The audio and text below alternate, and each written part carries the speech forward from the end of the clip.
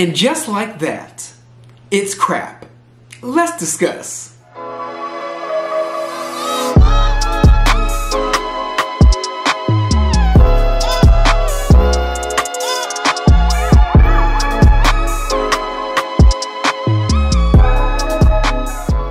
What's up, y'all? It's your boy Beasley here. Hope you all are staying cool, calm, and collected out there. I'm coming at you guys today looking like the singer Lil Mo. Y'all like my braids?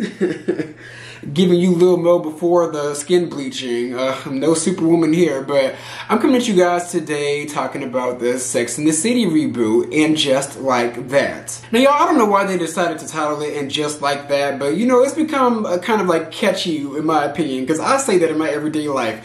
And just like that, it's menopause. And just like that, it's needing Botox. And just like that, it's midlife crisis. Now, before I go into the video, the title of this video is just clickbait. I actually somewhat enjoyed this series.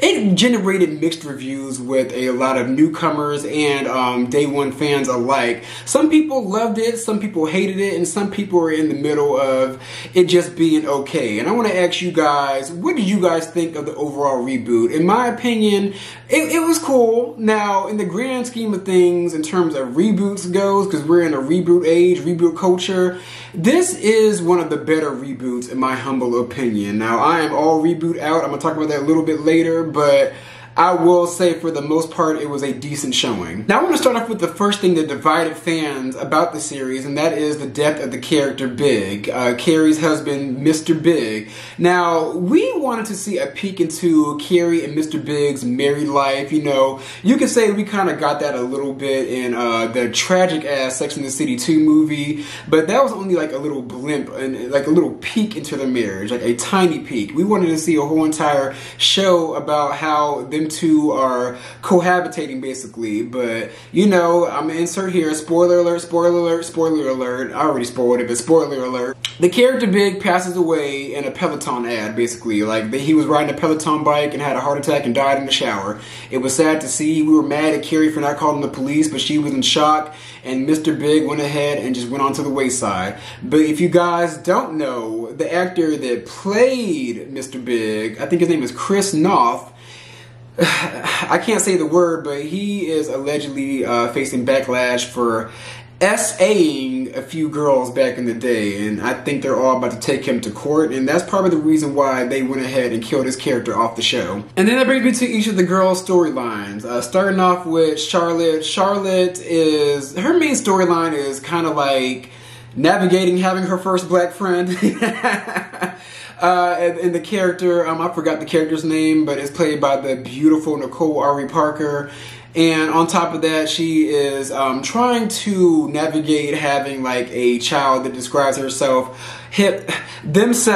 as non-binary. I never vibed with the character Charlotte, but I will say, you know, we're all about inclusivity these days. How do you say that word? Inclusivity. But we're all about inclusivity these days, and it was a teachable moment. Her character was like being a mom and like finding out that one of her daughters is not like a normal teenage girl, or like a girl in middle school, a preteen, whatever you call it. It was a teachable moment showing what it's like to have a child that describes themselves as non-binary. And then Charlotte, we see her also with her older adopted daughter, who's kind of just like her, but really she's just going through, you know, the quintessential things that girls go through whenever they whenever they're on the path to womanhood, basically. And then there's Carrie. Like I said, Carrie, we see her like kind of like getting back to herself after the death of Mr. Big. You know, she's grieving, but yet later on she starts dating, and really she's trying to like figure out what life is gonna be like after being in a marriage. And I will say, out of every single character, they wrote Carrie the best. I mean, even though she low-key is the main character, they wrote her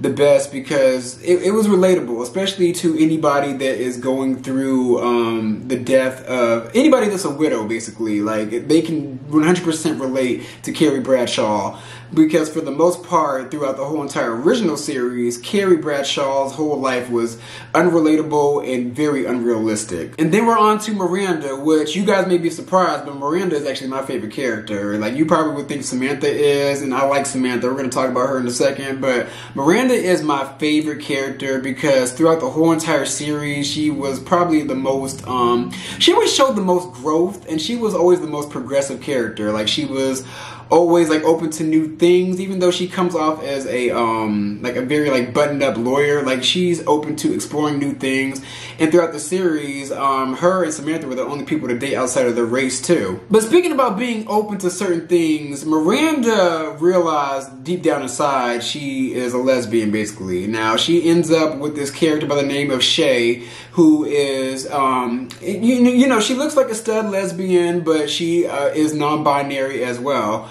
Which, I don't remember, but did Shay ever have a talk with Charlotte's non-binary child? Because that seems like a little missed opportunity if it didn't happen. I'm going off the top of my head in this video. But Miranda, despite being married to a man, woke up one day and realized that she is not happy. You know, and it goes to show that I think Miranda has always been the most relatable character, because there are a lot of people in this world that follow what they're told to do instead of what their heart tells them to do. And she has been doing everything by the books her entire life, living a life for other people and living a life to be respected in society by being a very successful, powerful lawyer. But overall, she never wanted any of it.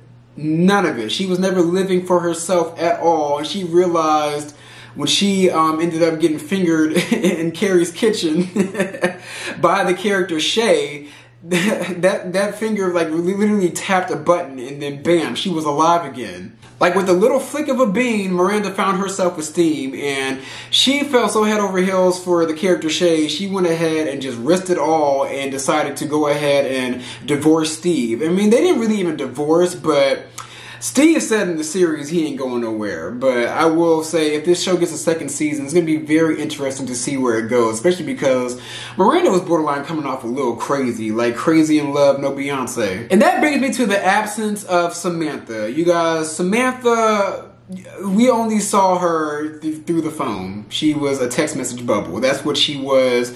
And basically, that the whole entire series, it's Carrie trying to rekindle their friendship, because it was unbelievable to me that Samantha would be so petty to stop being friends with the whole entire group and move to a whole other country, all because Carrie didn't want to be represented by her PR firm anymore. Like, that was just unbelievable to me. Like, Samantha was never that petty. Y'all, I absolutely hated that Samantha could not have been a part of this. If you guys don't know, behind the scenes, her and Sarah Jessica Parker don't like each other, but I think it's mainly like a one-sided beef. Like, I think, who knows what happened throughout the years on set, but from what I remember, Samantha, what is her real name? It escapes me right now. I always forget people's names when I do these reviews. Kim Cattrall, that's her name.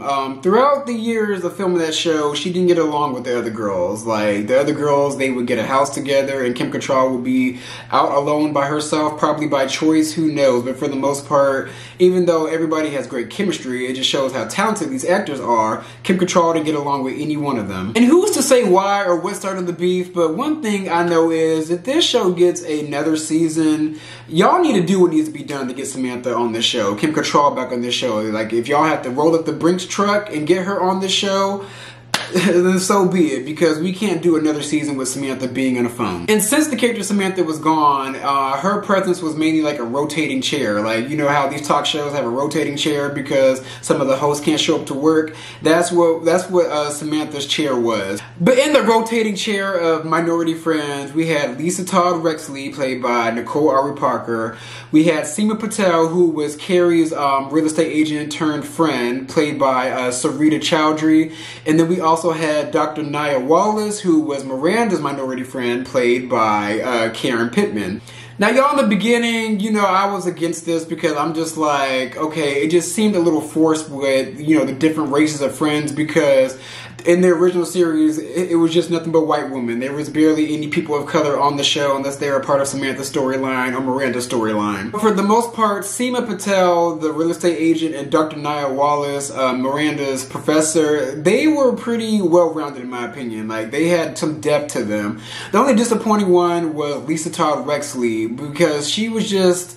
there was just no substance there. Like, she was just the perfect ultra mom. Like, there was just, it was just nothing there. They were just the perfect black family.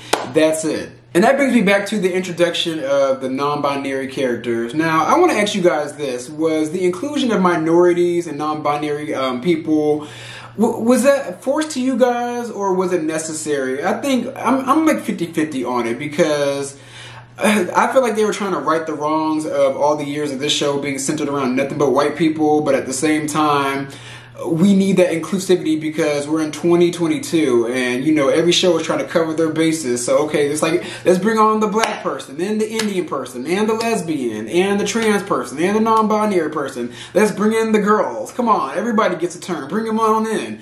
But I'm 50-50 on it. Like, it felt like forced inclusion, but at the same time, it was like necessary to be done because we all want to be showcased, especially on a grand scale. But overall, you guys, this reboot, I give it an A for asexual because there was no sex to be had except for a little finger gate, but it is what it is. But overall, realistically, like on the scale from 1 to 10, I'll give it about a 7.5. Like, it was cute. Like I said earlier, in the grand scheme of reboots, this was one of the better ones, but I will say, I'm at my last day with these reboots. Like, Hollywood, y'all need to start coming up with some fresh ideas.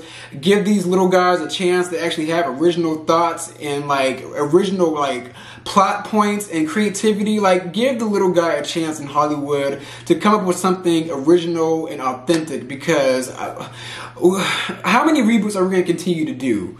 How many old shows are we gonna dig up from the past? Like it's getting to a point where it feels like the entertainment industry is coming to an end because, like I always say, till I'm blue in the face, blue in the hair, we continue to rely on the past and not prepare for the future. But it is what it is. Let me know what you guys think about the Sex and the City reboot. And just like that, this video is over. But those are my views. So be sure to like, comment, and subscribe. And I'm gonna come back at you guys with some more content.